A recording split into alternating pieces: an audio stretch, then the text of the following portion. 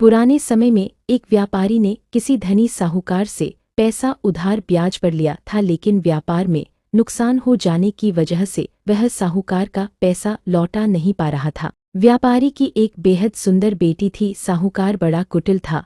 उसने सोचा कि व्यापारी पैसा तो वापस कर नहीं पा रहा है, तो क्यों ना इसकी परिस्थिति का फायदा उठाया जाए। उसने व्यापारी को एक सुझाव दिया कि अगर वह अपनी बेटी की शादी उस साहूकार से कर दे तो वह व्यापारी का सारा कर्ज माफ कर देगा। व्यापारी बेचारा मरता क्या ना करता। उसने अपनी बेटी को सारी बात बताई। समस्या बड़ी थी। साहूकार अधेड़ उम्र का कुरूप व्यक्ति था। अब उस बेटी के आगे दो ही रास्ते थे। पहला, या तो साहूकार से विवाह करने से इनकार कर दे और अपने पिता को कर्ज में दबा रहने दे। दूसरा, साहूकार से खुशी से विवाह कर ले ताकि उसका पिता स्वतंत्रता से रह सके।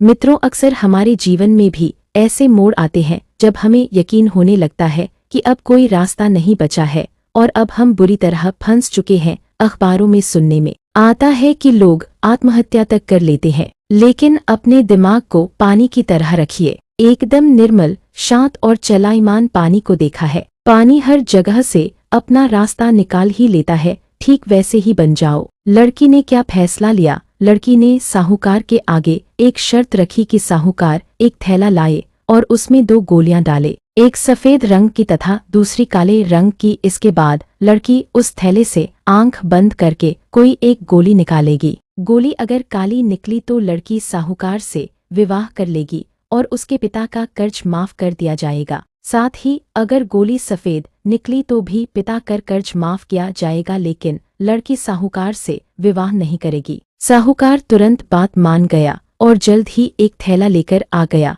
अब वह जब थैले में गोलियां डाल रहा था तो लड़की ने देखा कि साहूकार ने चालाकी से दोनों गोली काली ही थैली में डाल दी है।